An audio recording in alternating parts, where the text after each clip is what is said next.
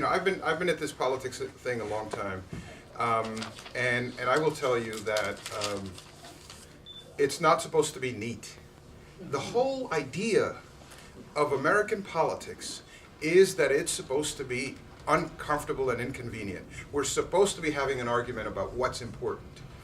I am anxious to really begin to tease out some of the issues that are important to New Yorkers. The whole host of issues that you all know about. But we want to animate the electorate. I want to make sure that folks come out. I want to make sure they feel they have choices. I was telling a group of Latinos recently, I said, what currency do you have in the electoral and in the political process if you're taken for granted by one party and you're ignored by another? At the end of the day, you bring nothing and they offer nothing. So the question becomes, are you better off in that relationship? And clearly, the answer is, certain communities are not better off. We need to create opportunity, an environment of opportunity, and the way it's going to happen is there has to be leverage on the part of the voter. So we invite the 7 in 10 voters who didn't come out to vote.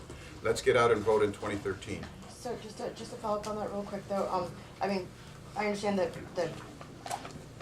membership in a party or non-membership in a party is different at the local level than on the federal level where you have all these wedge issues. So, but if people are looking at you as a candidate of the Independence Party, but maybe also possibly of the Republican Party, do you think that will make your case harder in explaining what it is that you stand for?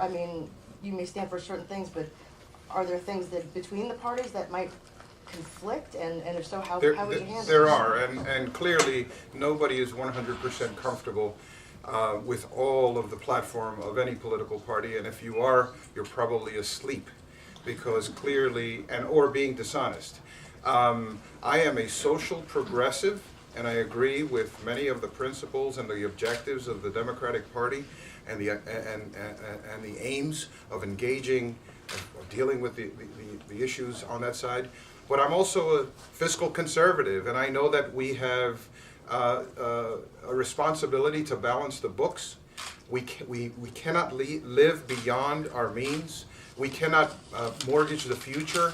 We can't lay over the burdens of this generation onto the children, our children, and our children's children. That responsibility, can't be skirted.